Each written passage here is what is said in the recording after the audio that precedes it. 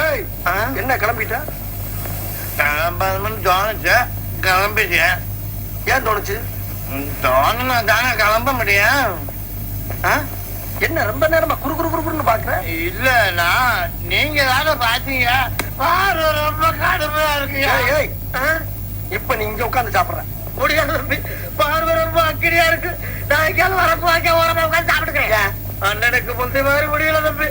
காலையில 50 இட்லிக்கு மேல செல்லல, மத்தியானம் 80 முட்டையை தாண்ட மாட்டேங்குது.